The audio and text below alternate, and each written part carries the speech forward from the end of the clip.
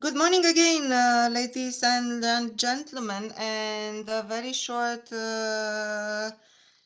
apology for being late with 5 minutes. But as I said already in my introduction, is the program and the Clean Hydrogen Partnership and the GU has so much to share with you that yes, it's difficult to stay within the time. Really, thank you very, very much for joining us. I hope you had a nice break. You took a coffee, you took some water, because you really have to brace yourself for all the information and the achievements we are going to share with you in the next hour, an hour and quarter and 15 minutes. It is my pleasure now to be joined by my team. Part of my team of project officers that will guide you through the different portfolio of projects. And I would like to start with the first one and to talk about the hydrogen production. And I would like to give the floor to the first project officer, Nikos Lymperopoulos, project officer on hydrogen production. Really looking forward to hear from you, Nikos, and to guide us to the achievements on hydrogen production. Thank you, Mirella. Let me start sharing my screen.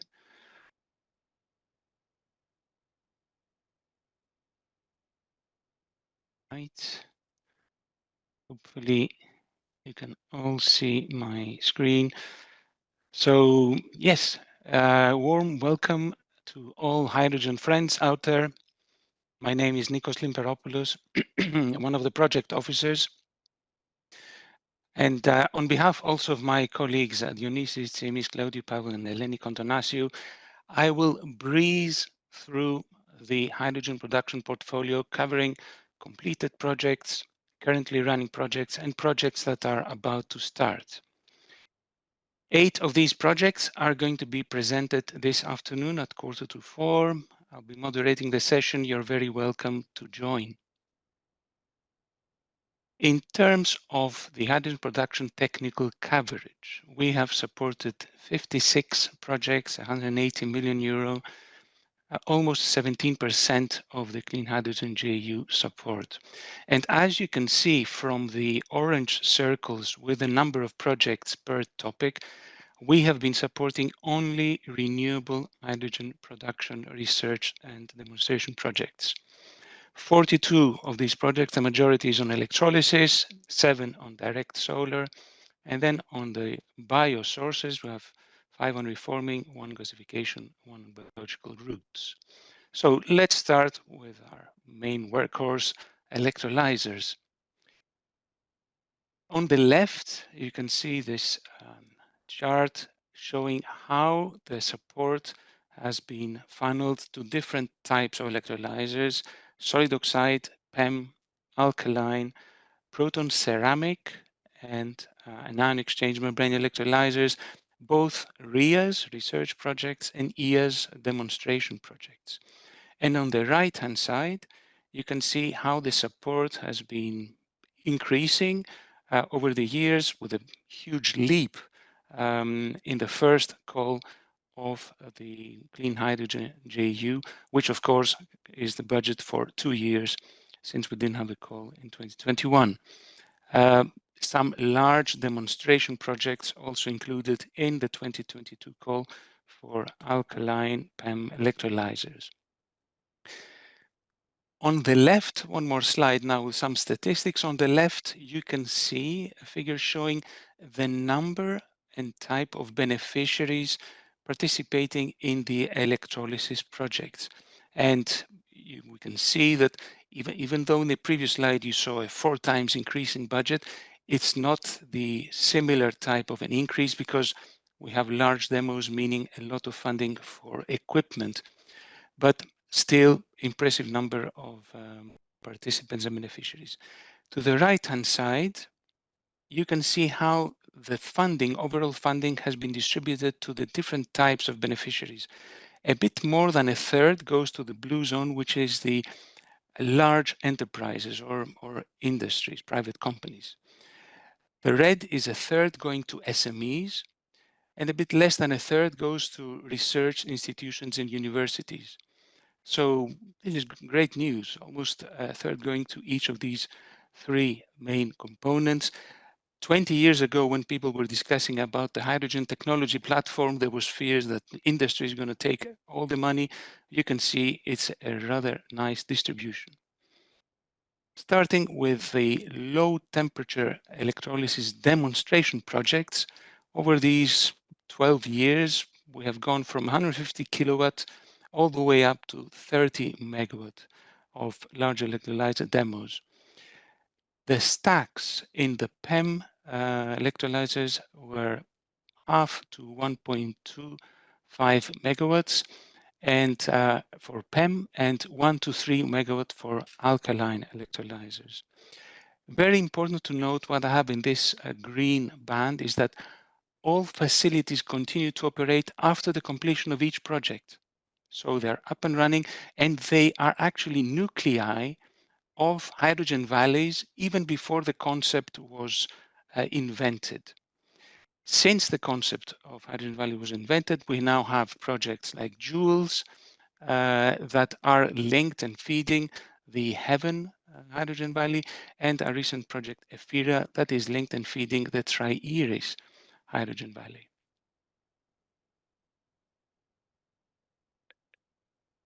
Some interesting results from our large electrolyzer demonstration projects. On the left is the now well completed H2 Future project, an atmospheric PEM electrolyzer, 6 megawatt, achieved 0.83% high heating value efficiency and high purity, and an impressive operating range going from 15 to 150% that allowed the facility to contribute to participate in the electricity grid balancing services of Austria, reducing the hydrogen production costs by up to 50%. To the right, 2017 project Refine is in the commissioning phase. This is being completed now, allowed close cooperation between industrial partners and SMEs, and identified a lack of suitable balance of plant components. At the bottom are 2018 Joules project that is managing to face the degradation issues encountered due to the very high target of current density, 0.9 amps per square centimeter. This is our SRIA target of 2030 that this project is trying to reach. And besides the technical aspects being addressed, this is a very important issue in our large projects. They are facing real-world market issues. They have to take final investment decisions based on securing additional funding to what they're receiving from the JU, regional, country funding, state funding, and there could be even competition issues they need to discuss with DG Comp. Our latest large low temperature electrolysis project is Ephira from 2022 call. This is a 30 megawatt improved electrolyzer to be installed in a refinery in Corinth and Greece. Emphasis is on industrial symbiosis. So they'll be using the oxygen. They've already estimated using the oxygen reduces the cost of hydrogen by €1 per kilogram. They're going to be using waste heat through an organic Rankine cycle device and a lot of emphasis on optimizing water use. They will be developing a digital twin control system for optimal control. And this project, along with the hydrogen valleys in the region, Bulgaria, Romania, in Turkey, are now putting this part of the EU and Europe on the map of large demos. Now let's look at some of the aggregated results that Ms. van der Vlies was mentioning this morning. The achievements of our electrolyzer projects. Bottom left, you can see that our alkaline electrolyzer projects have already achieved the targets in terms of energy consumption. There are two columns. The green ones are our research projects, and the blue ones are the electrolyzers in our transport HRSs that are also reporting to the trust database. And you can see that the efficiency, the energy consumption is there already. So emphasis is now put on reaching other KPIs. Then on the right is the energy consumption of PEM that are getting there, not quite there yet in terms of meeting the SRIA 2024 target. On the right top is the current density for PEM electrolyzers that has already reached the 2030 SRIA targets of 3 amps per square centimeter. Important also to note what the projects are reporting was that 4 to 7% of the electrolyzer system goes to the balance of plant, which makes this an interesting area for us to provide support in the future. Now, we heard about this being Formula One. We supported 3 projects in parallel on developing 2 kilowatt anion exchange membrane electrolyzers. Not sure which one is Red Bull, Ferrari, or McLaren. We will be hearing from these 3 projects later on today, and you can decide yourselves. But these projects, if you look at the right-hand side, they've developed non-platinum group metal catalysts, reinforced membranes. They achieved their targets on voltage, current density, and degradation. However, when these materials and components were assembled into stacks, these short stacks did not quite achieve the same performance. So similar to some of our large demonstration projects that I mentioned that they will continue operating after the end of the project, 2 of the 3 projects will continue testing the stacks, showing the commitment of the consortia after the completion of these projects. The projects also collaborated closely, came up with testing protocols for this type of electrolyzers. They developed a hub on the internet with information. And work in the field is now continued by 2 projects from the 2022 call, projects Heracles and High Scale, shown at the bottom. That the first one aims to improve the manufacturing processes. We'll build a 25 kilowatt alkaline anion exchange membrane electrolyzer, and High Scale will build a 100 kilowatt anion exchange membrane electrolyzer, operating at 50 bar and 15 bar respectively. Our electrolyzers are going offshore. And in the process, there are new electrolyzer OEMs joining our frameworks, which is fantastic. We have Project Oyster from the 2022 call, aiming for the marinization of a 3 megawatt alkaline electrolyzer by Danish company Steedstal. And this electrolyzer is actually near shore, it's not quite offshore, and has an integrated desalination system. And to the right, you can see the 2022 called HOPE project. This is the marinization of a 10 megawatt PEM electrolyzer by Dutch company Frames Energy, which belongs to the Plug Power group, and it's actually Plug Power stacks inside the electrolyzer system. This is actually going offshore, 1 kilometer off the Ostend coast, based on a recycled barge. And in terms of the latest in our low TRL projects from the 2022 call, we are revisiting alkaline electrolyzers. We have 2 projects, Hiprael and Peace. Impressive targeted pressures of 80 bar, 120 degrees C operation. This is both 50 kilowatt stacks, the same as the PEM project in this group, the advanced PEM, aiming for 200 bar operation at this capacity. Important to inform you as well is that we have now projects currently in the grant agreement preparation phase, or GAP, for very low TRL projects, 2 to 4, very novel concepts, capillary fed, membraneless electrolyzers. This is going to be the stepping stone for the next generation of low temperature electrolyzers. Moving on to the high temperature electrolyzers, the large demos, similar trend of increasing capacities all the way to 2.4 with Project Multiply. You can see the facilities, they're all up and running. I would like to give this year's project officers thumbs up to Project Green High 2. It's completed, but they have provided very valuable open access data that interested researchers can go and seek. In terms of the research projects, 2017 project Reflex on the left is completed. They did almost 6,000 hours of testing, achieved the targets on degradation. This is a reversible solid oxide cell system operating as electrolyzer or fuel cell to provide uninterrupted power. Then at the bottom, 2022 solid oxide electrolysis projects. We have a number of them there. The aim now is to increase the operating pressure to 5 bar, increase the current density, improve manufacturing, and lower the operating temperatures to intermediate level. In the middle, you can see proton ceramic electrolysis projects. Project Gamer developed 2 racks of 16 single engineering units. They call these probes, and they were tested at 3 and 7 bar, achieved an efficiency of 61%. And we have the recent ProtoStack project, 5 kilowatt stack, to be tested at 30 bar and tested for 2,000 hours.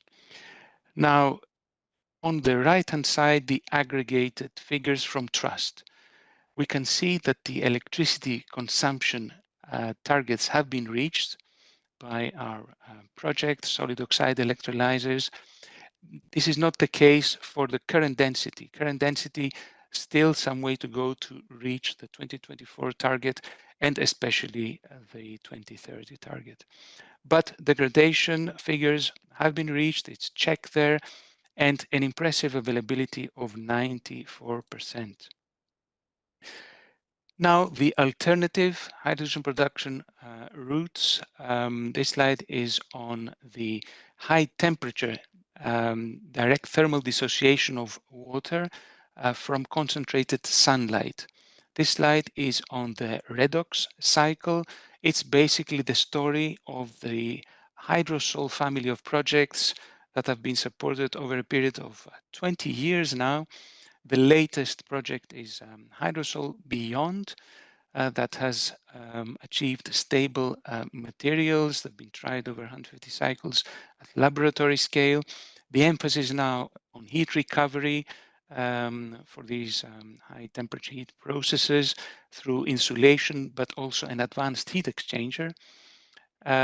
The project is still facing some stability of reactor issues. They had some damages in the ceramics used. The aim is to demonstrate an efficiency of more than 5% solar to hydrogen. There is an alternative route to this. This is the hybrid sulfur cycle, as it is known. We have supported this in the past, back in 2013 with the Sol2Hy2 project. And from 2022, there is now the High Select project, where a 750 kilowatt thermal reactor is going to be used. This is in 2 steps. In the first step, we have sulfuric acid decomposition using solar heat, and then the sulfur dioxide generated is recomposed into sulfuric acid through a sulfur dioxide depolarized electrolyzer. So this project is aiming for a 10% high value solar to hydrogen efficiency, and that is going to be quite interesting to follow. Again, using directly solar energy, but low temperature processes. This is the photoelectrochemical or PEC devices and the photocatalytic devices. We've supported projects in the past, the last 10 years, Artifiction, PEC Demo, and PEXIS. PEXIS came up with a 10 square meters panels, directly coupled devices, PV to electrochemical devices, estimated that €6 per kilogram is achievable.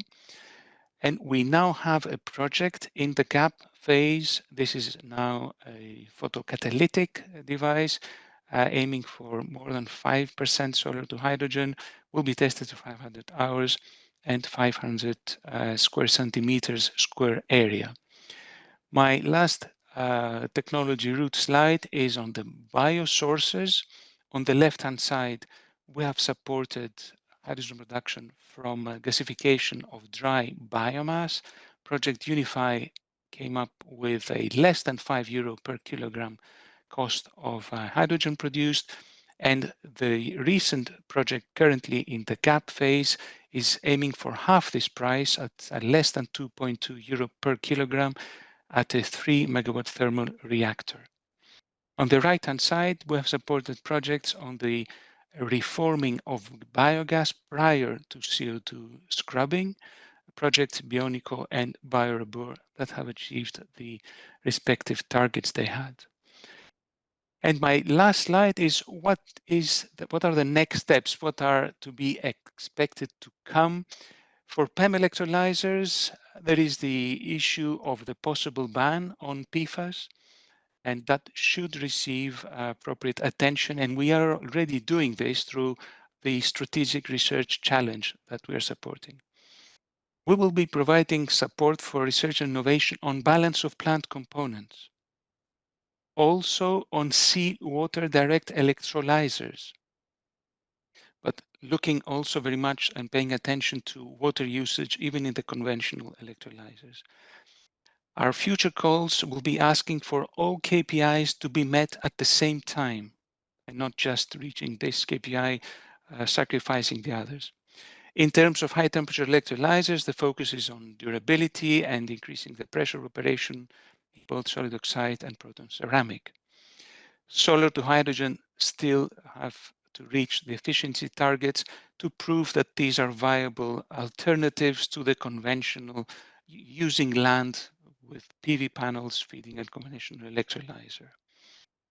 And there is a heated discussion and a possibility that in terms of hydrogen from biosources, we could be looking at thermolysis of biogas for the production of hydrogen and carbon black.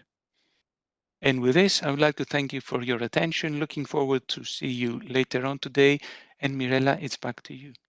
Thank you. Really, thank you very much, Nikos, for the challenging job you had to do to summarize the achievements from all these tens of projects on hydrogen production routes.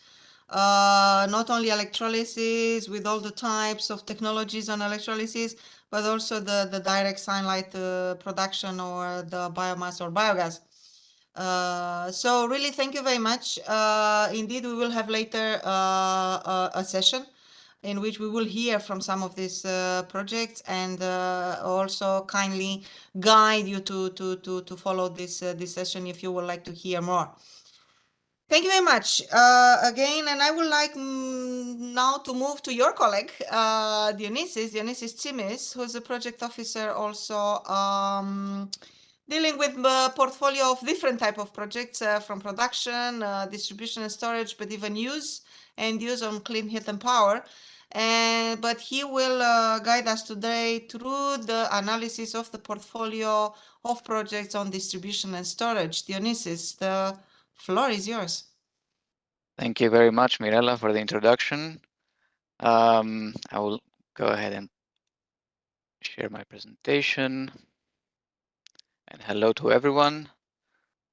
It's very good to have this opportunity to present to you today the activities we have in this portfolio of projects on hydrogen storage and distribution. And I will be presenting also on behalf of my colleagues, Claudiu, Nikos, and Pietro, who are very much involved in these projects as well. I realize, okay, now it should be full screen. And so we will have a parallel session on this chapter of projects as well tomorrow from 11:30 to 1. We will have 5 projects presenting in detail the results, and you will also have an opportunity to ask your questions, and we can make this session as interactive as possible. So if you are interested, please join us tomorrow to listen more about this topic in detail. But for now, I will go through a brief overview all the activities that we have. So looking at the budget overall, we have about 90 million euros dedicated on this subject, spanning across 32 projects. And you can see on the left, the big chunks are going to hydrogen refueling stations, compression purification, and liquid hydrogen carriers, while we have the growing sectors of underground storage and hydrogen in the natural gas grid that are appearing later on in the years. And the main thing to notice here is the growing support that we have over the last years, and this is expected to continue even more so in the next calls. So even more budget is foreseen for this topic.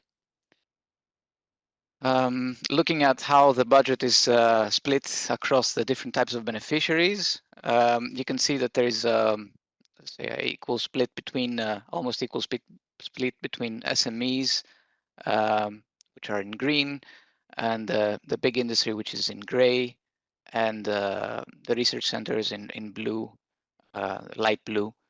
And this has been the case across the years. So it's good to see that it's a balanced approach between these types of participants. Jumping directly into the storage part. So Nikos guided us through the hydrogen production, how we will produce massive amounts of renewable hydrogen in the coming years, and we will have to somehow store these amounts, these big amounts. And underground storage provides a very good solution as a buffer to this renewable hydrogen. And normally when we talk about underground hydrogen storage, we talk about either one of three things, either in lined rock caverns, salt caverns, or depleted gas fields in aquifers. In terms of the state of the art in lined rock caverns, there is one ongoing project in Sweden that we are aware of. In the aspects of salt caverns, we know that this has been explored for several decades. It's already commercial in the US and in the UK, where we have these types of caverns. But there are still technical challenges associated with how we will move to higher cyclability and higher injection and withdrawal rates. And last but not least, in depleted gas fields and aquifers, where we don't have the same level of maturity. We're still at an early stage of the TRL ladder, but we have pilots that are starting to inject in Europe, in Austria, but also in Argentina. And our projects have already managed to map a bit the potential in Europe, and we can see that for salt caverns we have up to 50 terawatt hours of hydrogen storage potential. While significantly more coming from the porous media, where in the known reserve, if converted to hydrogen, we could have up to 415 terawatt hours of hydrogen. And this is mostly in the form of depleted gas fields, while aquifers have a smaller contribution. Important to note here that even if this 415 terawatt hours were converted all to hydrogen, these would serve only about 17% of the estimated annual demand, which is expected to be 2.5 thousand terawatt hours in one of the scenarios, the middle range scenario. And this is below what is currently the average across member states for natural gas storage, where they have about 30%. So we would still need to explore more sites, create more sites. And some things to note is that most of these sites are about a smaller size of 1 to 5 terawatt hours, while there are still bigger sized of 10 to 20 terawatt hours, but at larger depths. And an important thing to also note is that when it comes to the levelized cost of storage, this will very much will be very variable across different sites and largely depend on the size of the site. And in order to see these conversions happening in the future, we have several challenges that need to be addressed. both in terms of geochemical and microbial processes that are taking place underground, but also about how pure hydrogen and the operational conditions that we foresee could affect the storage integrity and storage performance, but up to also the economics and the social embeddedness of this technology, looking at how they will affect the environment and the local communities. So doing that, we have started. Oops. Okay. Trying to move on to the next slide.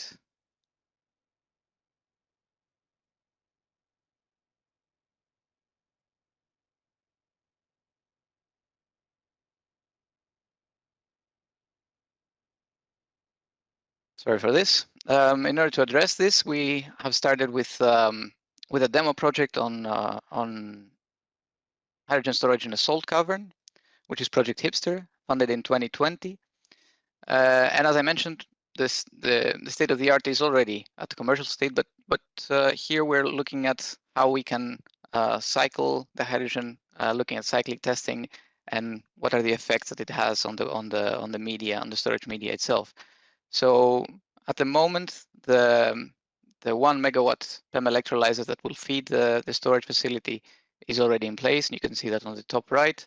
While in the center, you will see the H2 ready wellhead that has been prepared, has been engineered, and is already in place as well. And the testing of the cavern is expected to start in November 2023. And it's important to note that the cycling will happen by injecting additional brine or removing brine, which will be compressing hydrogen inside the storage media. And you can see that on the right, the cyclic test program that is prepared by the project and will start in November. An important thing to note here is that we will be continuing the demonstrations on salt caverns, and we have already a project which is being prepared at the moment, expected to start in January 2024, and will scale up the ambition to storing hydrogen in a salt cavern of at least 1,000 tons. Remaining in the field of underground hydrogen storage, we're also looking at how to facilitate the hydrogen storage in porous media, depleted gas fields or oil reservoirs. And here we have two projects, High Stories and High Esprit, which started in 2021, and both have done an excellent job in mapping storage sites, classifying storage sites, doing microbiological lab experiments in specimens coming from different sites across Europe, but also looking at a ranking of sites based on a suitability mark that they developed, and indicating what the levelized cost of storage could be for each site. So I very much encourage you to look at both of the websites of these two projects and go through these fun interactive maps that they have created. And based on these results, we will be going through our first demo project, which is also going to be signed soon and is expected to start in 2024, which will be also looking at storing hydrogen in a depleted gas field in Austria. So apart from these big centralized locations where we'll be storing low-cost renewable hydrogen, it is also expected that we will have a need for decentralized storage.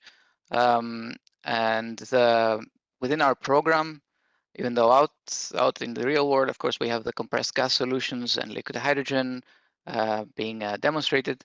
In our program, we're looking at metal hydride solutions, which are at a lower TRL level and could have some potential advantages with respect to their lower pressure ranges and the fact that they need heat to store and release hydrogen. And this has been our latest project on this is High Care, which used one innovation was to use a phase-changing material that could store and release the heat that is used by the metal hydride solution to save energy, save the energy of the overall process, And one of the results was that they managed to reduce this energy by 66%. And they also improved the durability of the material, demonstrating a less than 2% gravimetric capacity loss in 250 cycles. So it's interesting to see how this technology is developing and how they are increasing their readiness level in order to find their place in the market. So now that we have stored a lot of the hydrogen, we need to, of course, distribute it to the points of use, to the big demand centers across Europe.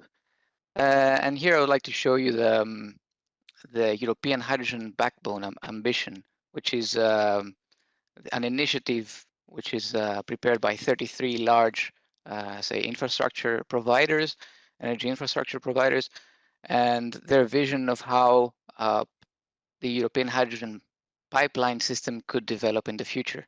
And as of in their last update in July 2023, they show that at least 32,000 kilometers are foreseen for hydrogen, for pipelines of hydrogen, and at least 52% of them are going to be repurposed natural gas pipelines. And you can see how the levelized cost of hydrogen distribution in terms of euros per kilogram per 1,000 kilometers, what kind of an advantage you have once you utilize a repurposed pipeline. Of course, it's not as simple as that. We need to look at material compatibility with these repurposed pipelines, leak detection, regulation codes and standards that need to be adapted to these new conditions. So to address all these issues, we are trying to support the European hydrogen backbone creation through a series of projects in this subject matter. So we started with Project Higgs back in 2019, which developed a high-pressure testing platform that you can see in the picture, and tested various specimens in different blends of hydrogen. And we will be continuing this work with two projects in 2022 and 2023, one focusing on non-steel metallic materials and the other focusing on steel specimens. We're trying to make sure that the specimens that are selected as representative as possible of the EU grid. And we'll be looking at what the impact of 100% hydrogen will have on these components, looking at how we can create harmonized testing protocols that will allow also inter-laboratory comparison with the fact that we will have many different laboratories in these projects. And all these results will be fed into a public database for everyone's use. And finally, we also have Project Optics, which will be developing a new innovative sensor technology for leak detection systems and will be tested in both pure and blended H2 conditions in pipelines and hydrogen refueling stations. So pipelines is definitely one of the very low-cost methods of transporting hydrogen, but when they are not available, we are, of course, looking at liquid hydrogen carriers and their ability to offer low-cost hydrogen transportation across very large distances. And here on the left, I took a breakdown that was provided by the Global Hydrogen Review of 2023 by IEA, which shows the pilot projects that are starting in liquid hydrogen solutions, which involve import-export of low-carbon hydrogen and its intermediaries. So as you can see, it's largely dominated by ammonia, but liquid organic hydrogen carriers and liquid hydrogen are also at play here. An important thing to say here is that it's in terms of number of projects, not quantities. If quantities were, if it was split by quantities, ammonia would dominate so much that you would not be able to see the other two. But it is important to state that all three are being considered. And from our side, we see liquid hydrogen as one of the solutions that could possibly fit heavy-duty applications and long-distance distributions in certain scenarios. And for this reason, we are supporting LH2 Craft, a project that started in 2022, which will be developing an innovative next generation tank for transporting large quantities of hydrogen through shipping. It will be demonstrated in a prototype of 180 meters cubed, but it will have a scalable design of up to 200,000 meters cubed, which is a relevant scale to a typical LNG carrier. And it will aim to achieve an approval in principle of the cargo containment system concept that will be developed in the project. At the same time, we're also looking at hydrogen liquefaction, which can be very demanding in terms of energy. We can lose up to 40% of energy when we liquefy hydrogen. It's important to reduce this energy consumption as much as possible. For that reason, we're also investigating projects on this topic. One example is Helical, where we'll have an innovative magnetocaloritic hydrogen liquefaction, aiming to reduce reduce the energy demand to 8 kilowatt hours per kilogram. And it will be demonstrated in a prototype of 100 kilograms per day. We mentioned the activities on liquid hydrogen, but as I mentioned, we also cover ammonia and liquid organic hydrogen carriers.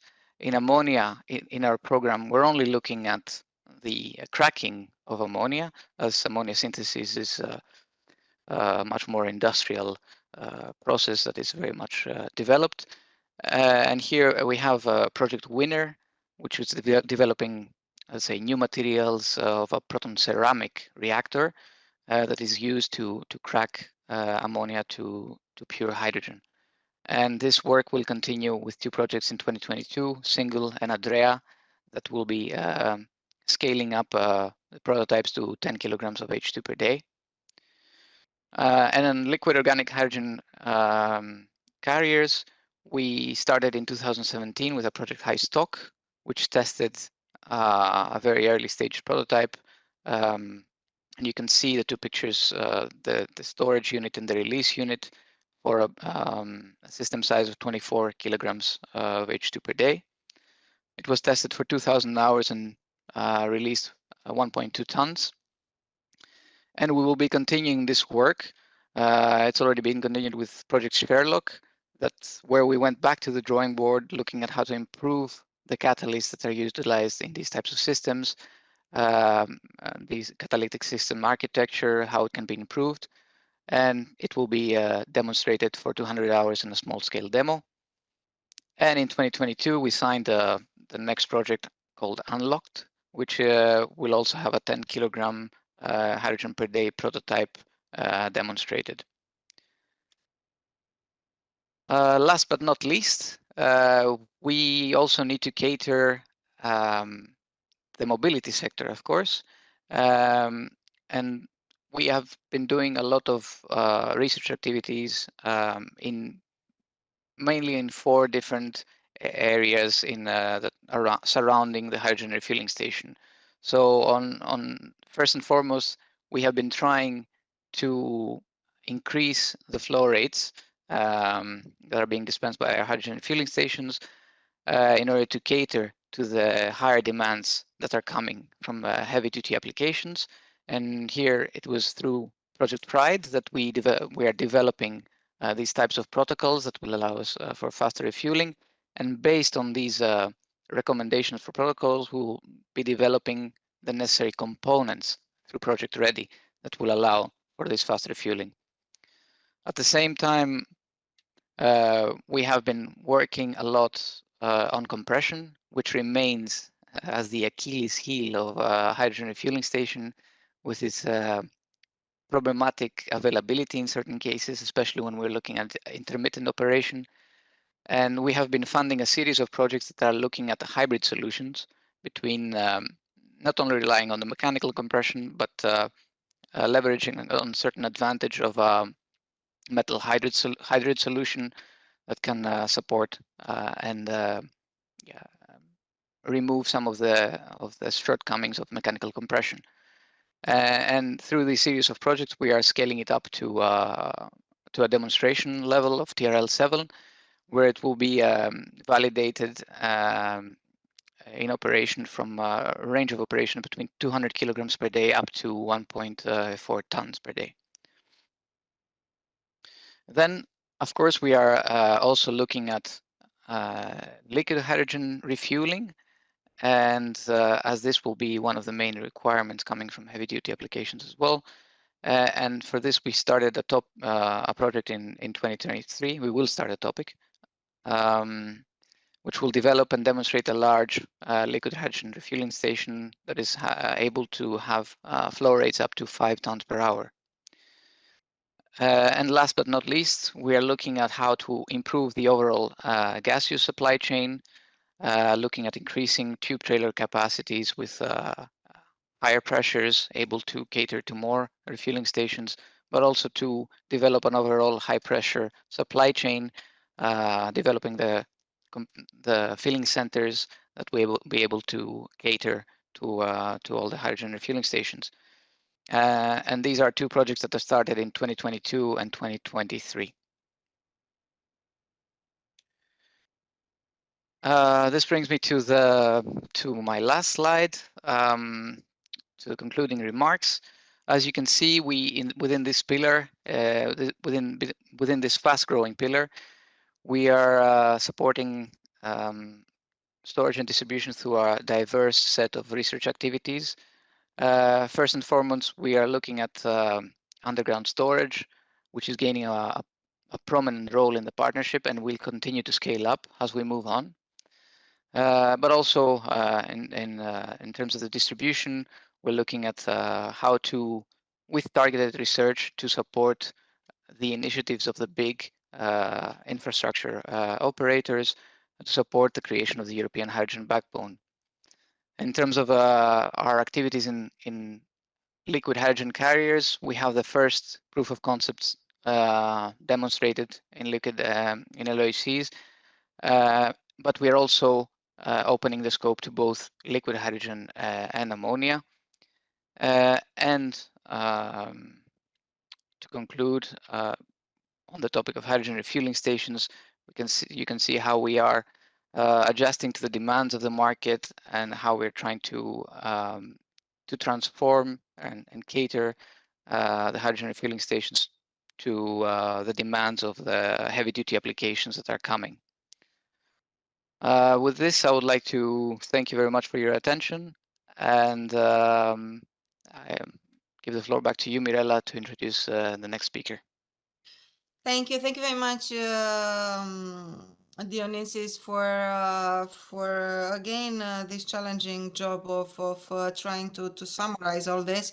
And although we are again behind the schedule, I think it reflects a bit the ambition of our program, because if we have to contribute to the Repower EU ambitions to produce 10 millions of tons of hydrogen by 2030 in Europe and import a similar amount of hydrogen, we need to be able to provide the necessary technologies. And you can see that our portfolio of developing the technologies is increasing, like you said, fastly, Dionisis. So really, thank you very much for guiding us through this. And again, I encourage all the audience to join the dedicated session to even learn more on that. I would like now to move into the end uses. And for the end uses, we will go first through the transport side and then through the heat and power side. And I would like to start with the transport and invite again one of my team members, another project officer, Luca Feola, who will guide us on behalf of his colleagues through the portfolio analysis for transport applications. Luca, floor is yours. Hi, thank you, Mirella, and good morning, everyone. Also, I'll share my screen, and indeed, I prepared this presentation with my colleagues, Lionel Boyot and Pietro Coloprisco, and I'll guide you through the portfolio of transport-related projects that that has been introduced already by Mirella. Also, please know that tomorrow there will be two specific parallel sessions, one on end users for transport and one on building blocks, starting on at 9:30 and at 11:30. So there will be 6 projects that will be presented in total for the transport portfolio and for the building blocks. So we warmly invite you to be present so that you will be able to see the results of these projects. This is the overview of the 2 macro areas of our portfolio when it comes to transport.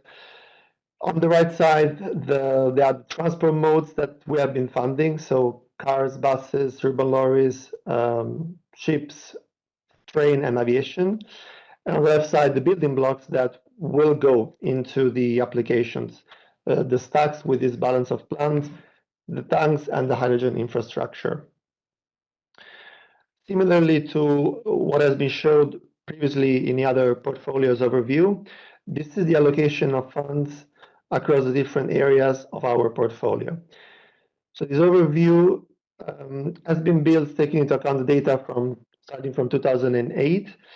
The total amount of funds allocated has been of 489 million.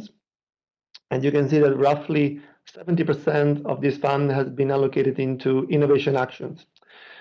And 30% into research and innovation actions. Roughly, buses, coaches, and cars, they take a good amount of this portfolio with 45%. And this is true, especially in the beginning of the years of the JU, since 2009 until 2018. And in the last years, we see more presence of heavy-duty application, aeronautic, and waterborne. You can see that throughout 2019, 2020, and 2021. While if we look at the overview of the funding type or beneficiaries, we can see that there's a clear higher participation and allocation of funds toward private companies. This might be due to the fact that private companies are more present into buses, car projects, and also because there are more innovation actions in our portfolio, as we saw before. While the rest is pretty evenly split among SMEs, public bodies, and research centers, while higher education schools or universities is less prominent. Okay, now we go more into details of the project of each transport mode and how these projects contribute to reach our portfolio's target. However, the common message that comes along this next slide is that for each of the transport mode, we are testing or very close to start testing our prototypes, and we are gathering valuable data out of it. We start therefore with the first application, which is on light-duty vehicle demonstrations. We have 2 projects that are now very close to be concluded, Zephyr and H2ME2. What are the key achievements of these 2 projects? Well, in short, these 2 projects combined have funded approximately 20% of all fuel cell electric vehicles, light duty, running now in Europe. And also they have funded 20% of all HRSs that are operative in EU, which are 46 HRSs.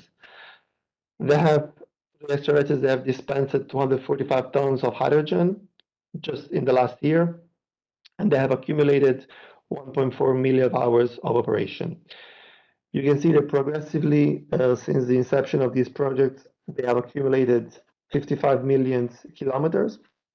So they multiplied the mileage by a factor of 100 in 7 years.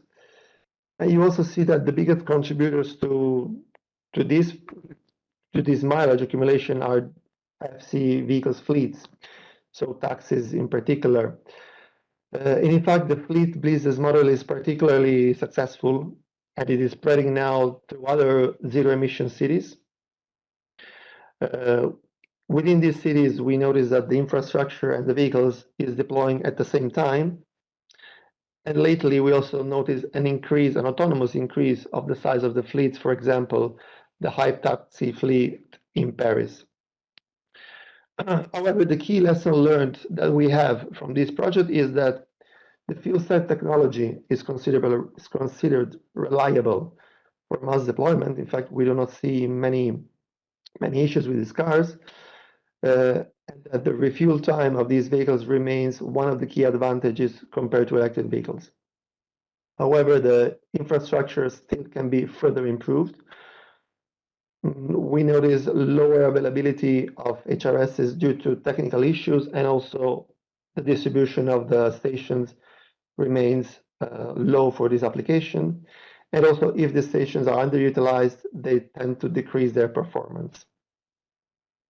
Moving on to buses, we have the projects Jive and Jive 2, which have deployed a fleet of 5 up to 50 buses in 15 locations across EU.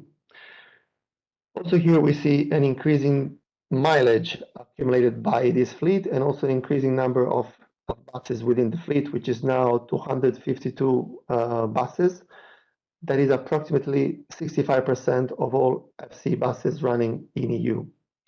On the data, we see that the range is similar to the one of diesel buses, and we have experienced an excellent fuel efficiency, even better than what we thought at the beginning. Also here, we see the mileage accumulated has been more than 30 million kilometers through these two projects.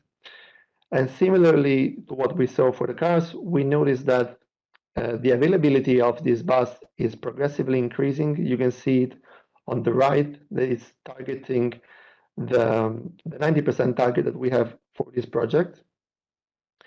And the causes of unavailability of the buses in 85% of the times are due to non-fuel cell related components, so elements outside of the fuel cell. But also here, the HRS still faces issues of unavailability due to various natures, and this obviously has an impact on the buses business. However, this project, Jive 2 in particular, is not only looking at deploying buses, but also exploring way to increase in the market and the awareness. For example, one activity related to dissemination was the Zero Emission Bus Conference held last month in Brussels. They are fostering new OEMs entering the market. Also, we have a separate project on coaches, Coachify, that will develop and operate 6 fuel cell coaches into different regions. And they have created a best practice guide for various purposes available on their website. One initiative that has been undertaken in the last year has been the Central and Eastern Europe Roadshow organized by Jive 2. This roadshow has displayed the buses and the mobile HRSs in 9 countries in Central and Eastern Europe, and will continue in 3 more countries in Central and Eastern Europe. This technology has been showcased to the public, to the government, to the power transport authorities and operators. And the key lesson learned that we take home is that they offered a solution, a turnkey solution that provides the fuel cell buses, the HRS, the hydrogen, and the maintenance for the operator. And this gives a very good peace of mind for those that want to adopt the technology. The second lesson learned is the need for synergy with other funding programs to fund buses or HRSs, and to, in fact, kick off the hydrogen transport mode in those areas. But very positively, we saw a quick adoption, either through bus orders or commitment, following this roadshow. And this is the case for Estonia, Latvia, and Hungary. Moving on to heavy-duty application, we have the first application, which is the urban bin lorries through the project Revive. The project started in 2022. It has now already deployed 6 urban lorries in 2 countries, and will continue to deploy 5 more in Belgium, Netherlands, and Sweden. The configuration has now been fixed, and the vehicles are starting to operate. We are starting to gather the first preliminary data. However, I would not focus too much on this data at the moment, because for two reasons. The accumulated mileage is still very low, and also the vehicles are still facing what we call the teething phase because of the newly introduced technology. So we will have more mature data next year. Staying on the long-haul heavy-duty applications, we have two projects, H2Haul and H2 Accelerate. H2Haul was the first project launched that targets to develop 16 heavy-duty trucks in 4 countries, and will also deploy 6 hydrogen refueling stations.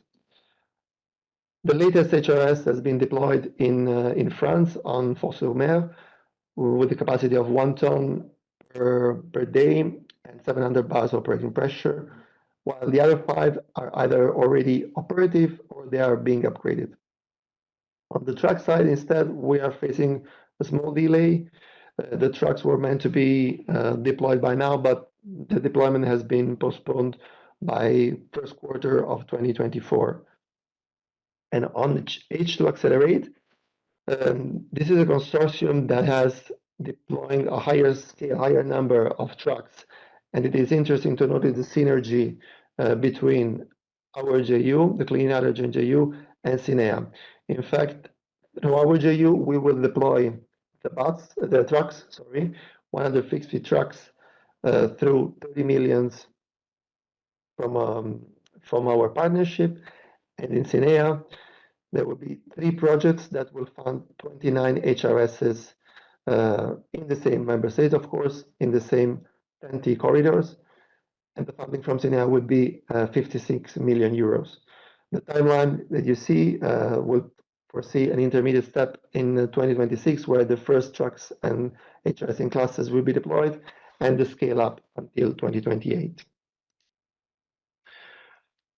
On ships, we have quite a number of projects on ships, both for maritime and fluvial applications. Progressively, since 2017, we are increasing the size of the application. And as you can see, we are also testing different types of technologies for the fuel cell between PEM and solid oxide fuel cell.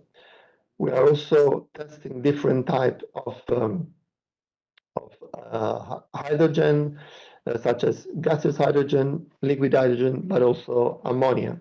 So I think the key message is that there is no one size that fits all the application and no one technology that fits all the applications.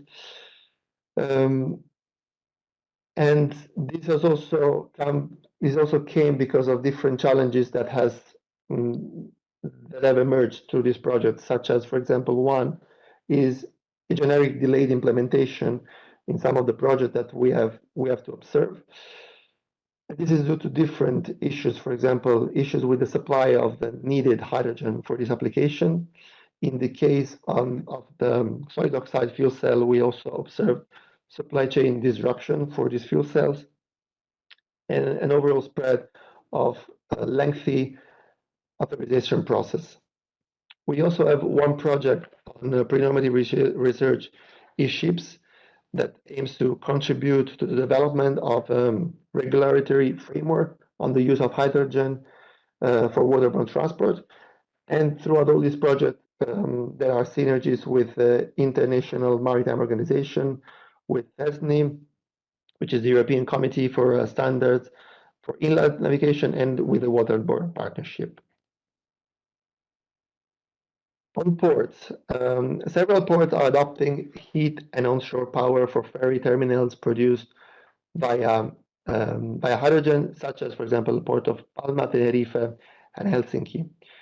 In particular, the port of Valencia is also adopting heavy machinery for container handling through the project H2 Ports.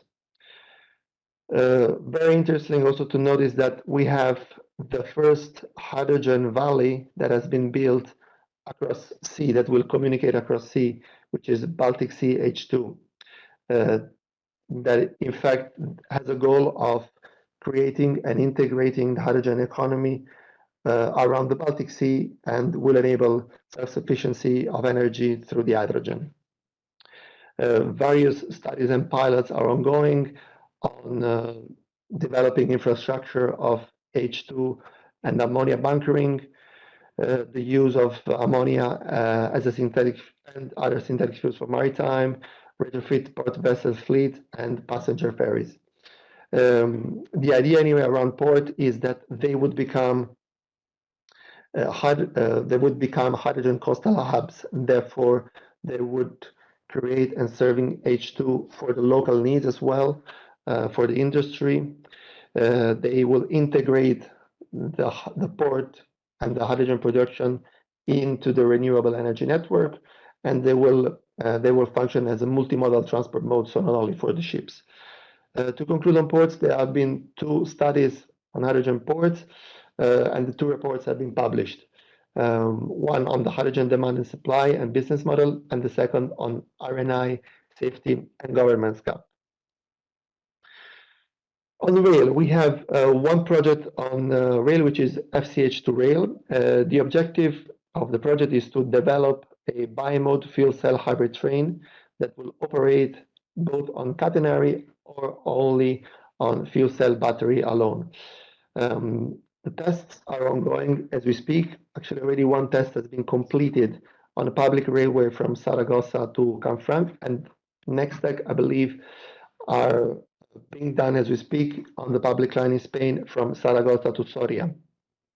Currently, they are using a mobile HRS, but as the next step, there will be truck tests on public trucks in Portugal, so cross-border between Spain and Portugal, and the consortium is building its own HRSs for demo purposes, and will also assess and conclude assessment of competitiveness of this train versus diesel trains.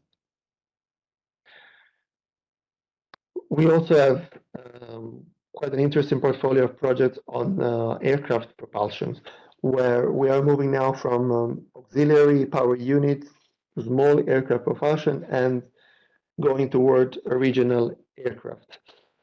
But first on the small aircraft propulsion, we have started in 2012, then developed the first complete APU in 2017 through the project FlySafe. And this year we have accomplished, the project Heaven has accomplished the first flying with liquid hydrogen in the world. The project has completed 4 test flights. One test fully powered on liquid hydrogen lasted longer than 3 hours.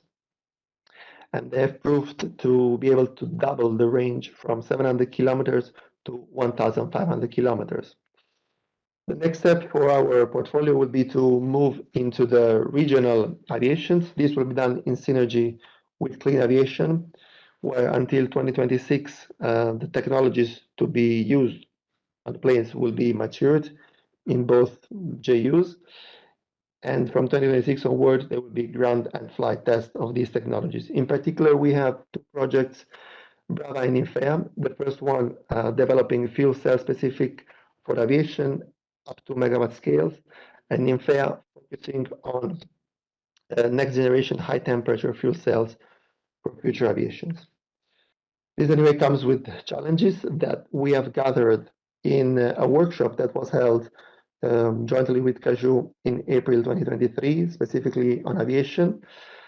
The first one is related to liquid hydrogen storage infrastructure and supply, and obviously this whole infrastructure and the liquid hydrogen economy is still to be developed, but will have to be developed for the scale that will be needed.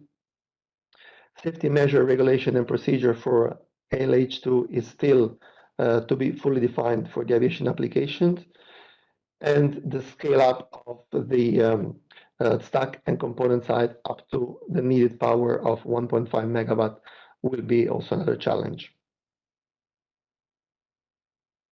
Right, and now we completed the overview of the transport mode. We move into the building blocks. And the first part of the building blocks is about the development of stacks and fuel cells, specifically, in particular, for a heavy duty. We have clear targets set in our SRIA, and we have a portfolio of projects that are addressing these targets. In particular, we have 3 projects focused on MEA stack development, Camelot, and further SC that focus on charge mass and heat response phenomenon, and Dolphin, which would develop a fuel cell stack suitable for automotive applications. For the durability side, we have two projects, in particular, Immortal and More Life, that targets 30,000 hours of durability at system level. As you can see, the performance of our project on the right, these are the data coming from Trust, but it has to be said that these are not only this project that I highlight on the slide, these are data from all the projects. The target for the power density is at 1.8 watt per square centimeter. The projects are progressively going closer to the target. Actually, the project Gaia last year was able to hit the target. However, there is still a gap to get to that level of power density. On the durability side, the 3A target is 20,000 hours, and Immortal and More Life are definitely contributing to reach that target. They are still to be completed, so there's still room to get to that target, but you see that there's been a drastic improvement thanks to these two projects from 2021 to 2022. Remaining on heavy-duty applications, we have two projects that are focusing more on standardization. In particular, STASH will develop an open standard for heavy-duty fuel cell models in terms of size, interfaces, and the test protocols, with the idea to develop some module that will be able to be multiplied and repeated in order to reach higher power standard in different applications. Obviously, the specifications have now been fixed. The modules are being built. 50% of the modules have been built and are under testing. And the project is also doing a good job on dissemination with first exploitation workshop last year. And please know there will be also an event next week in the Hydrogen Week on the 22nd of November. We also have the project Real High FC that started recently in June that will work on the optimization of stacks for high power range application, and also will contribute to delivering a public open design platform with high efficiency and durability for heavy duty conditions. On onboard storage, we're also moving from gaseous applications to liquid hydrogen application. In particular, gaseous application at 700 bars are being utilized for automotive or road transport applications. We have the project Shaped and Thor that focus on material. In particular, Thor has developed a Type 5 type of tank. Shaped focus on conformable tanks for automotive applications, and Road Trip also will develop trailers for transport of hydrogen. While on aviation and maritime applications, we are going toward use of liquid hydrogen for both. In particular, the project Cocolit just started will deploy a conformable tank of a size of for 757 kilograms of hydrogen. And LH2 Craft, already mentioned before, will deploy a 10-ton liquid hydrogen demonstration for transportation on vessels. To conclude, one overview of the project, one overview of the situation of HRSs that we see from our demo projects. We are observing that the HRSs are becoming more and more large, so we have a larger HRS network that sustains our fleet of cars and buses. And we see that, for example, on the graph on the right, we are getting to HRSs above 1,000 tons per day, kilograms per day. The operator are handling a network of HRSs. We have progressively improved customer feedback.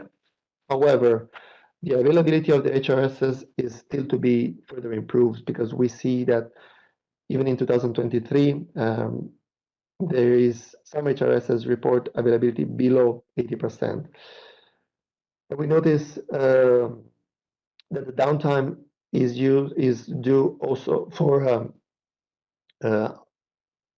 hydrogen-related component, clearly like storage, compressor, fueling dispensers, and Likely, we have projects on that were shown in pillar number 2 that will address these issues. To conclude on the presentation, on buses and cars, we have proven that the fuel cell technology is suitable for the end use. These projects are now disseminating best practices and lessons learned as the projects are concluding, but the infrastructure still needs to be further improved.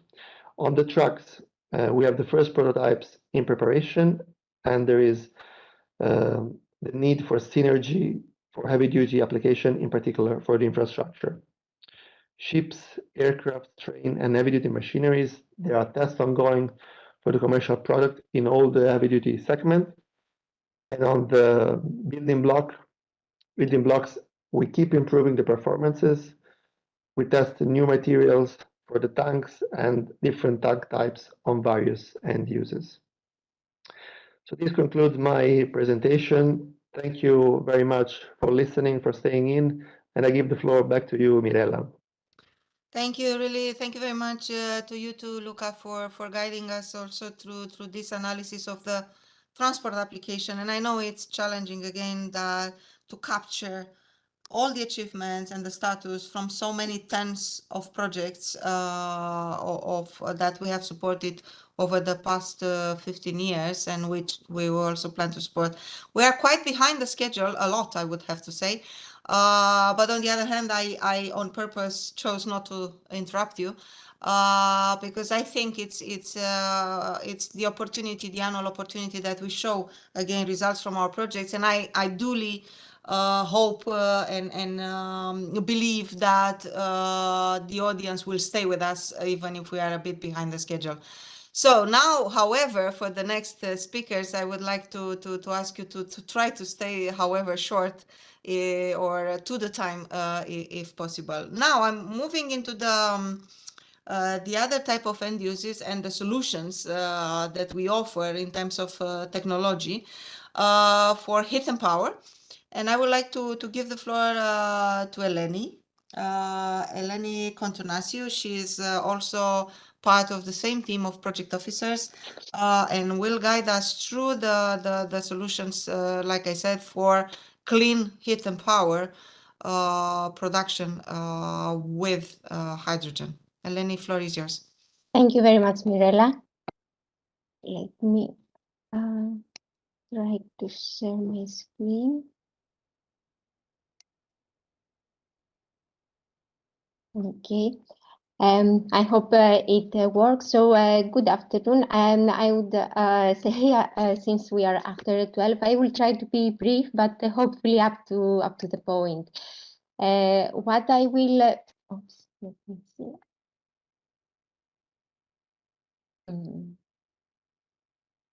Okay.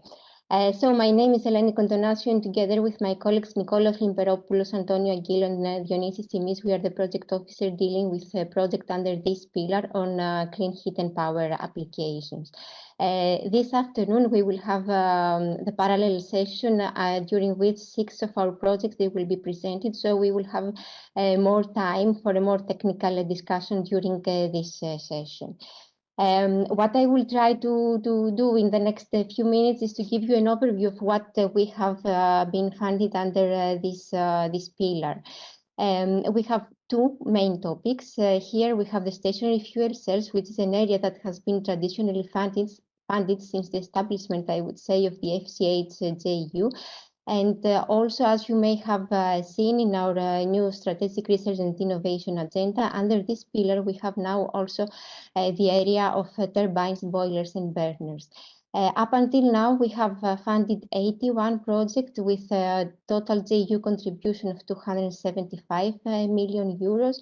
And in the graph on the right side, you can see the different areas. So you can see combined heat and power application of all sizes, micro, commercial, and industrial size. You can see off-grid backup and genset being funded, the tools that they will enable the production of next generation fuel cells, and also what you see with lower height, let's say bars. They are the new topics that we have in 2023 on gas turbines. as well as the new generation, if I may call them that way, fuel cells. If we see how the funding has gone through over this year in the research in the different research area, you can see from the pie chart that in most of the research areas we have a balance of innovation and research innovation actions. The only exception may be the tools that they have been generated, like a prognostic and diagnostic tools, under which sector we talk mainly about more fundamental research done on research labs. And I think what stands out from the graph in the right is the yellow color in 2015 and 2011, which refers mainly to big demonstration actions that we had on micro CHP. Looking now at the type of beneficiaries that we have in this pillar, we see that around 67% of the JU funding goes to SMEs and to private companies, showing the support of the JU to the private sector. However, at the same time, also public sector research institute and universities, they have more or less 30% of the budget receiving JU funding. Looking a bit on the type of fuel cells that we have been funded. In the previous year, the main focus in solid oxide fuel cells and on PEM fuel cells. While in the first years of the JU, we also have other types of fuel cells. What we see from the pie chart is that these two technologies, the SOFC and the PEMs, they are more or less equally funded, as we can see from the yellow and the blue part of the graph, while the gray one represents projects that they are addressing both the technologies with the same project. Now, we had the challenging task, let's say, and we still do, to collect the data from all these projects that they have been funded all these years, and to try to have some results, some outcomes from this project. The good news is that due to the amount of projects and due to the application, we have a large database. However, there are still some things that I would like to highlight on this. First of all, is that there are some points related to the availability of data. So in some cases, we have some projects that they are not able, for a different kind of reasons, to report on the results. Then the second point is the confidentiality of the data that we gather. So due to competitiveness reason, we have some data which, however, we cannot share with you. And the third point that I would like to highlight before showing, let's say, the results that we have is how comparable are the results. Because, for example, as you see also in these two graphs, we have large amount of data. We have done a first categorization based on the size of fuel cells and on the type of fuel cells. However, behind each of the points that you see in the graph, there is a whole project behind that. So even though we have gathered the data in one graph, each project has its own specificities, if I may say. There are for different end-use application used as under different conditions with different fuels and so on. Despite all this, we have taken all these factors into account, and we have drafted also with the help of the JRC some main outcomes from some of the indicators that we have in our strategic research innovation agenda. So first of all, I will talk about the CapEx, we talk about solid oxide fuel cells in this slide, and what we see is that CapEx remains a challenging factor, if I may say. For micro CHP, we have the 2020 targets being achieved in best cases, which means a lot of work would still need to be done for the to reach the more ambitious 2024 target of 6,000 euro per kilowatt.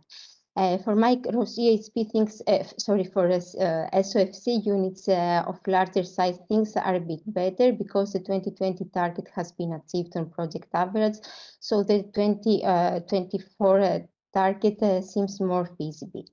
When we talk about the electrical efficiency, we have seen that the 2020 target that have been achieved on project average. And in some cases, we also see the target of 2024 being achieved, which make us ambitious or optimistic related to this indicator, and somehow the electrical efficiency could be used, let's say, as an argument for the end user to somehow compensate for the higher capex. But if we talk then about the availability, things get better and better because the 2020 target as well has been achieved on project average. Therefore, again, we are optimistic of achieving the 2024 target again on project average. Looking now to the PEM fuel cells, related to the capex for all sizes, micro as well, mid and large size PEM, the 2020 target has been achieved on project average. And for micro PEM fuel cells, we have also seen a project achieving the 2024 target. However, indeed, this is only, let's say, for the best-in-class fuel cells, so more work is needed, and even more work will be needed for larger size fuel cells, because we have not yet data indicated that the 2024 target have been achieved or are close to be achieved. For electrical efficiency, things are similar to the SOFC technology. So what you see from this graph, but also from the data that you don't see in this graph due to the confidentiality reasons, we have drawn the conclusion that the 2020 targets, they have been achieved, and therefore and also the 2024 target of 50% electrical efficiency. And similarly, availability is an indicator that for the moment doesn't seem to pose restrictions, let's say, on the use of these technologies. In the next few minutes, I will give you a very short and high-level overview of some of the projects that we have been funded under this pillar, and more details will follow in the presentation that we have in this afternoon. I could not but start with Space Project, a project that ended last year. It has received 34 million of JU funding, and it was one of the flagship projects through which the JU supported the wide deployment of micro CHP units. We have 6 manufacturers in this project, both PEM and solid oxide fuel cells. They have been deployed in 9 European countries. Overall availabilities that they have been reported, they are around 90%. The availability is 97 to 99%, while as part of this project, more than 3,400 installers have been trained, while taking also into consideration that these units, they have been installed either in houses or in small businesses. Customer satisfaction was also one of the key indicators that has been gathered, and 90% of the customers declared to be satisfied. The next project that I would like very briefly to present is RoRePower. Now we talk about solid oxide fuel cells. 50 units, they are installed today. The last ones in 2023. The project is expected to close at the end of this year. And what is specific about this type of fuel cells is that they are designed to work under harsh climate conditions, so -40 to +50 degrees of Celsius. And here in the pictures, you can see the telecommunication application in Alaska. The efficiencies that they have been reported from this project, I have to admit that they are a bit on a wide range, but they reach up to 53%. However, what is also key for this kind of application is that the systems are not only efficient, but also they are autonomous, they are durable and robust and easy to install, and all this taking into consideration the harsh climate condition or applications under which they have to work. And also for this project, it has to be highlighted that apart from the applications that we have in Europe, applications have been done also in the US, Canada, and other markets outside the European one. Remote is one more innovation action that we have under this pillar. And here what we try, let's say, to show with this project is that fuel cell can also be used as a credible storage solution and as a credible alternative to the polluting diesel engines that we have so far. As part of this project, from which project we will hear more again in the afternoon session, 3 demo sites. They have the technology, the power-to-power system has been demonstrated in 3 different locations. And here in this slide, you can see the different kind of efficiencies and the operating hours of the fuel cells and of the electrolyzers that they have been tested at each demo site. What you cannot see, there are data coming from the last demo in Gran Canaria in Spain. However, the demo is up and running, and actually the end user is satisfied because they managed to solve grid issues that they have been facing all this year. So this demo site in Gran Canaria, it's one of the demos that it will stay live even after the duration of the project as a permanent solution. Let me see. I think the last project that I will have the time to present a bit more in details is Everywhere. Here we talk about PEM gensets. As part of the project, the 6 gensets have been completed. We have 2 size gensets, the 100 kilowatt and the 25 kilowatt. These gensets, they are traveling around Europe as we talk, being deployed, being demonstrated in different locations.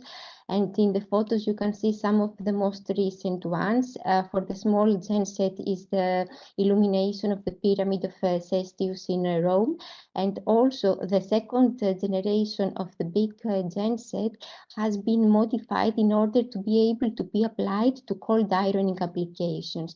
And this is what you see in the picture above, where we see the genset being deployed in the port of Tenerife, providing power to a rescue vessel. This project will not be presented this afternoon, but hopefully we will hear more from them maybe in the next review days. The last project from which I will only highlight what also my director mentioned this morning, that there is a continuity about on the projects that we fund, so that there is a coherence in the research that we are doing. So we had project CH2P, focusing on solid oxide fuel cells that they will be able to work on different operating modes, providing based on the needs hydrogen, heat and power. The lessons learned and the large stack modules developed in CH2P, they have been further developed and be used in an innovation action at this time in a Swiss project. From which the pilot testing started in 2023. And actually this project Swiss will be the candidate from Italy for the Energy Globe Award, showing the significance of this project and the innovation potential that it has. However, despite the fact that I mainly presented innovation action, all these demonstration projects, they wouldn't be possible if there were more basic research projects. And this is an area that we had and we still are focusing. So we have different kind of projects researching different areas on, for example, flexi fuel stationary fuel cells, on improving the cost competitiveness, and also on providing different advanced monitoring and control tools. And Ruby and ways to that, you will hear more again in this afternoon session. Looking a bit ahead, these are the new topics, the new projects, actually, not topics, that started in 2023, and you can see AMPS, which is an innovation action focusing on automated mass production, a key element that it is vital for reducing the capex. We also have fuel cells on ammonia to power and 24/7 Zen for offering grid balancing services. And also we have Flex for H2 and Ilios, which are the new gas turbines projects that we are funding. In my concluding slide, I would like to say that what we have seen all these years is that fuel cells can provide solution to different kind of application.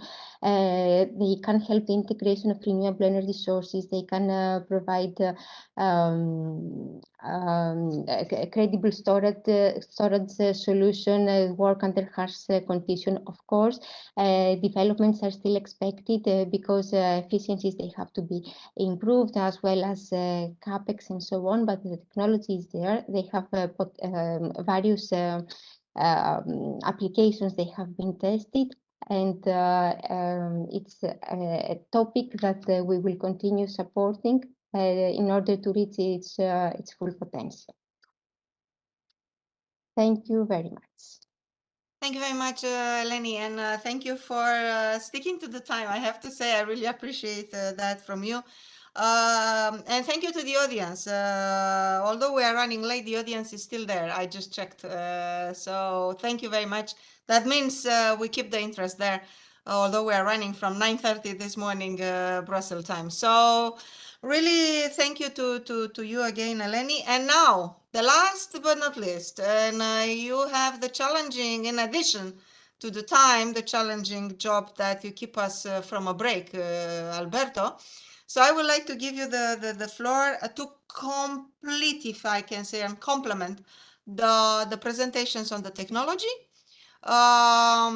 with all the other cross-cutting type of activities that I somehow mentioned and hinted this morning. Plus, we heard also from the European Commission how they are important: the skills, the education, the sustainability, the circularity, the safety, and all the other aspects, horizontal aspects in our projects. So floor is yours, and like I said, I hope we can stick to the time. Thank you, Alberto. Thank you, Mirela, for the introduction, and hello, everyone. Yes, I'm going to provide a brief overview of the different activities and projects that we are supporting within the cross-cutting issues activity area. My name is Alberto Garcia, I'm project officer, and I have the pleasure of coordinating this area together with a few colleagues that are also involved in different activities. I would like to start by inviting everybody to the parallel sessions that we will be holding tomorrow. My colleague Claudio Pavel will moderate in the morning the session on sustainability and supply chain, while in the afternoon my colleague Lionel Boajo and myself will moderate the sessions on pre-innovative research and skills. Secondly, I would like to emphasize or underline that the cross-cutting issues is one of the horizontal activities within the JU Research and Innovation Program. And maybe the peculiarity of this activity is that it has many and strong links with other JU program activities that are. I'm sharing the screen, no? Oh, I thought I was sharing. Sorry for this. Yes, share. Can you share my screen now? Can you see my PowerPoint now? Yes, we see it now. Okay, Yes. sorry. Thank you for Dionisis for the heads up. I didn't know. I was just mentioning. Sorry for this. I was just mentioning the parallel session that we're going to hold tomorrow. So you are more than welcome to join us and yes, learn a little bit more on what we do on sustainability, pre-innovative research, and skills, for example. The other thing I was saying is that the cross continuous is one of the horizontal activities that we have in the JU program, and the peculiarity is that it has many, let's say, links and strong links with other activities that are running in parallel, let's say, to their research and innovation activities, let's say, projects. No. We have been supporting this type of activities, addressing, let's say, topics of horizontal nature, of systemic nature, and so far we have been supported. We have supported 51 projects for about a little bit 73.5 million euros, and involving more than 27 countries. The area is composed of three, maybe I go back, the area is composed of three lines of action, let's say, and we are focusing on sustainability and circularity aspects, education and public awareness, and safety, preventive research, and regulation codes and standards. And in the next slides, I'm going to provide an overview of the different activities within these three, let's say, categories. On sustainability and circularity, we are providing tools, resources, different approaches to ensure that the hydrogen technologies are becoming more sustainable and circular if possible. We've been supporting seed projects in this category for a funding a little bit higher than 5.7 million euros and involving more than 10 countries in different projects. And traditionally, we've been supporting projects on life cycle assessment in order to assess the environmental impacts of these technologies. We also have this. We also have supported, for example, the high-tech cycling project in order to develop recycling and to ensure that the technologies are recyclable and there is a way to dismantle them in a proper and efficient manner. And of course, we have also supported, and it is worth to mention, the certified project, which, as Mirela mentioned this morning, we are in the third phase right now, trying to build this voluntary scheme, the certification and the compliance with the RED II directive. On sustainability, we have three projects ongoing. We have the C project, in which they are updating or developing guidelines, let's say, for the environmental impact, for LCA assessments, let's say, on these technologies, but also they are widening the scope, and they are providing guidelines on addressing as well the environmental and the social dimensions, which were also not the priority in the past. We have the EGOS projects running, developing guidelines for the eco-design guidelines of several key products. And we have, and the project is ongoing, the Best for Hire project, a very promising project, developing technologies for the recycling of the technologies. And as I said, with very promising results, which makes us confident and optimist, let's say, to achieve the KPI targets in this category. Additional projects, because we believe that sustainability and circularity is important, as it's been said as well this morning by the different keynote speakers. We are preparing additional projects. We are preparing a project which will be focused on the development of product environmental footprint category rules on key selected technologies. We are also preparing another project on determination on releases from the hydrogen value chain, which will work hand by hand with the topic that was mentioned by Pietro Moretto this morning from the Horizon program on the climate impacts of a hydrogen chain. And these two projects, they will work, they will cooperate, and indeed they are somehow addressing the outcomes of the workshop that we organized together with the DOE and with the support of the Commission, Hydrogen Europe, Hydrogen Research, and the Hydrogen Council and IPHE in the last year. In addition to the activity that we have within the projects or the research and innovation actions, as we call it as well, we have other activities running in parallel. I think some of them they have been already mentioned. This morning we have heard from Pietro Moretto the different activity that we have on sustainability, and I would like to draw your attention on this LCA checklist, which is a guidance document that we are going to publish in the short term, which is meant to provide guidance, or it's meant to be a tool to improve how the projects are reporting on sustainability aspects, particularly on how they perform the LCA, so we can, let's say, draw conclusions in a fashion manner. As well, a different activity that we have ongoing, and I think it's relevant to mention, is the Lifecycle Data Network, the process that we are developing to ensure that the data sets that are being used in the LCAs are also available and reused for others that are interested in these technologies. And without getting into details, one of the activities that we are also about to launch is the European Hydrogen Sustainability and Circularity Panel. It's an expert group assessing the EU on these aspects, and the call for experts, the call for expression of interest will be launched soon. So stay tuned if you are an expert on sustainability and circularity, because we are looking for experts to help us to raise the way or to improve the way we address this at the project and at the program level. On education and training, without further ado, we are supporting education and training programs because they are keeping the knowledge, they are improving the knowledge that we have.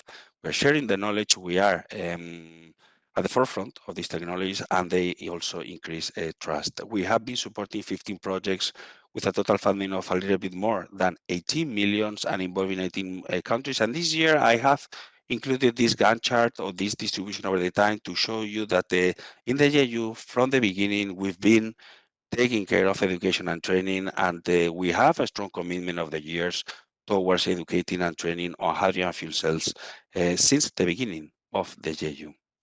We are supporting, we have been supporting, and we are supporting different projects which have developed different training programs for different target groups, from young professionals, first responders, technicians, at the university level, at the school levels, including different type of educations, learning, e-learning, distance learning, in-person learning, blended learning, and different learning formats and features, like, for example, virtual reality. And since we are collecting information through the trust data collection exercise that we performed every year, on the right-hand side, you can see a little bit the distribution of the people trained within the lifetime of the project. We are about to reach 5,000 people trained within the lifetime of the project. Of course, there will be much more after the end of the project. They will continue, the projects continue teaching and providing this teaching and training. So it will be much more. But within the lifetime of the project, we are reaching almost 5,000 trainees from more than 17 countries, and the trainings are provided in 13 different languages. We have three projects running currently in this category. It's the first one is High Responder, which is the follow-up or the continuation to a certain extent of the successful High Response project. They are developing a training program for first and second responders. The second one is the Teach High project, in which they have developed a master's course, a full master's course, including modules, mandatory modules and optimal modules, with a very different approach towards blended education, in which any university interested in this training, they can, let's say, reuse specific modules to complete their teaching program, and make use of the resources developed by the consortium. And the last but not least, and it's not related with education but on public awareness, is the HiPop project that we launched this year, and which is going to develop, let's say, or share with the community guidelines on how to increase the acceptance, awareness, and trust on hydrogen and fuel technologies in the public. It was presented in the webinar we held last year, and it is building, let's say, on the results that we published in the study that we issued last year on the awareness of hydrogen technologies. In addition to this, because we do not stop, we are preparing an additional topic, which I think is going to be one of the, let's say, cornerstones in the short term, which is the European Hydrogen Academy, which will cooperate in close or will work in close cooperation with the Erasmus Plus Green Skills for Hydrogen project. And definitely, we believe that both projects will contribute towards the Net Zero Industry Act goals, particularly on the skills academies. In addition to projects and the activities that we are, let's say, supporting, it is worth to mention as well the Hydrogen Observatory, in which there is a specific section on education and training. And in that sense, if you are a student or a researcher or a professional or a company, and you're looking for educational materials or training programs, please, I would like to invite you to visit the observatory, because there you will find more than 400 different education materials, but also more than 200 training programs available in Europe on hydrogen fuel cells to upskill, reskill, or learn more on hydrogen fuel cells. On the last but not least categories on safety, pre-normative research and regulation codes and standards. Here we are supporting research and innovation activities on key aspects that, let's say, support a frictionless zero, let's say, accidents rollout of this technology in Europe. While in pre-normative research and regulation code standard, we are supporting, let's say, the regulatory bodies in building an adequate and an enabling framework for the market uptake in these technologies in Europe and beyond. We've been supporting 30 projects with a total funding of almost 55 million and involving entities from more than 21 countries. On safety, as I said, we are supporting research and innovation aspects on key aspects. We have supported research and innovation activities on sensors. The H2 sensor is a good example. We also have been supporting projects on how to use CFD properly for safety analysis. A good example is the Susana. And we also have supported building expert groups in order to make sure that this knowledge is shared, concentrated, and so on. And indeed, that was the form, let's say, initiative before we launched the European Health and Safety Panel. In addition to this, in addition to the projects or the activities conducted by projects, as we have heard this morning, we have a strong and many activities with the Joint Research Center, particularly on the Hyatt database, and as well we developed the last year a space, particularly on hydrogen safety in the Tools for Innovation monitoring team. As well, we continue working with the safety panel. We are, let's say, working on a new arrangement, and they will be operational, let's say, at the beginning of next year, back on track and supporting the industry, the research, and any stakeholder in terms of hydrogen safety. On pre-normative research and regulations, as I mentioned, we are providing inputs and science-based inputs to develop these regulatory frameworks. We are supporting projects conducting pre-normative research activities. We've been supporting activities concerning the legal and administrative processes. HILO was a very successful project, and as I mentioned, Certify, which is now in the third phase. The majority of the activities have been focused on pre-normative research activities because as a program that it's, let's say, managing a research and innovation program is where we believe we can make the most impact. And we can bring or advance the knowledge at a given point or the state of the art, no? In order to provide this new knowledge, hydrogen specific, scientifically proved, let's say, to develop standards that then are referred into the regulatory documents or even directly to the regulatory documents in order to support a frictionless and enabling, let's say, environment for the rollout of these technologies.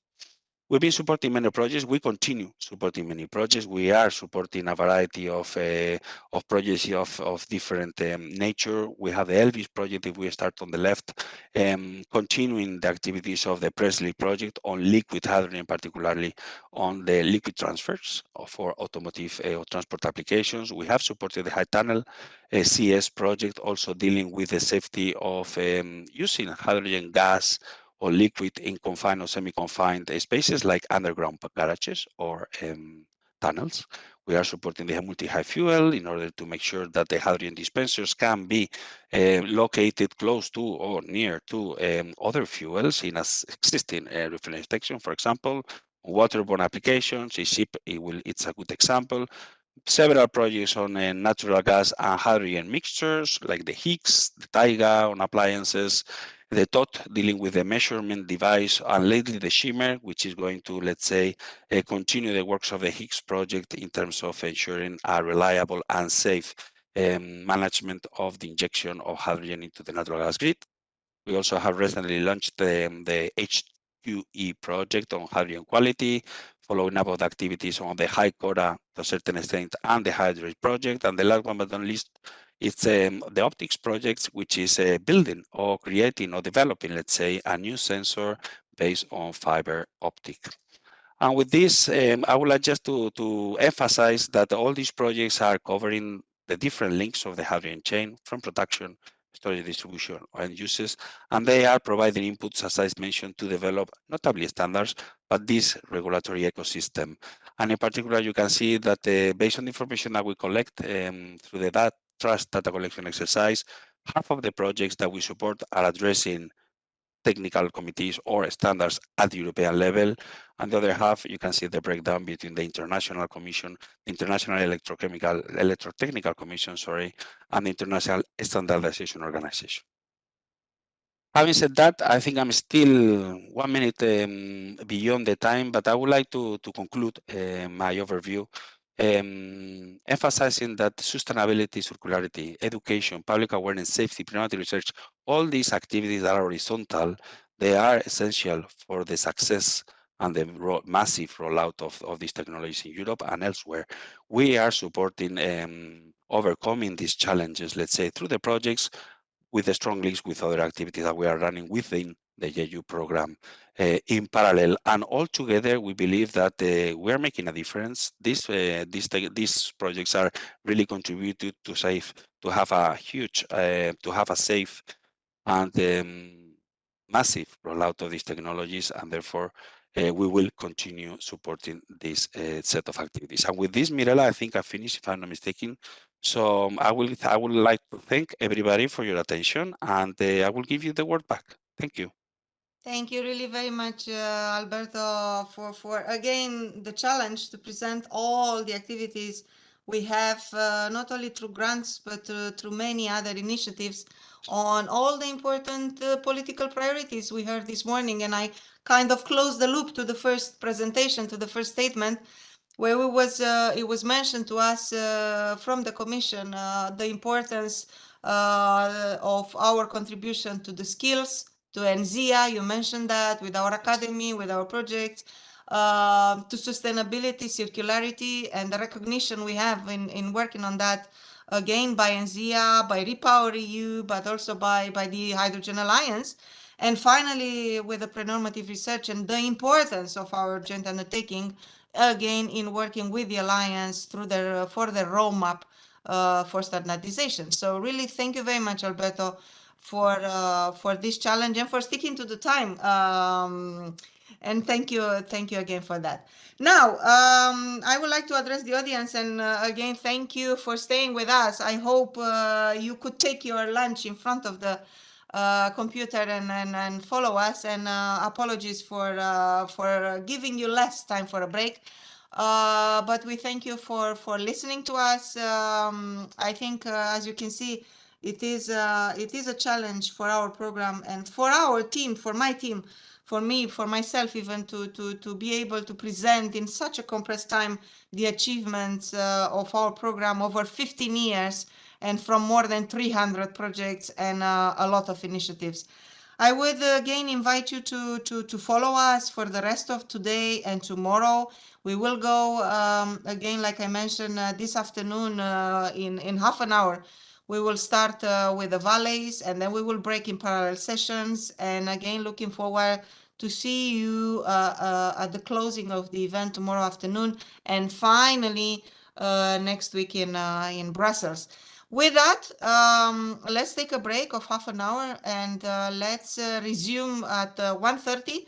Go back into the agenda, into the time, and have a nice break. Thank you very much.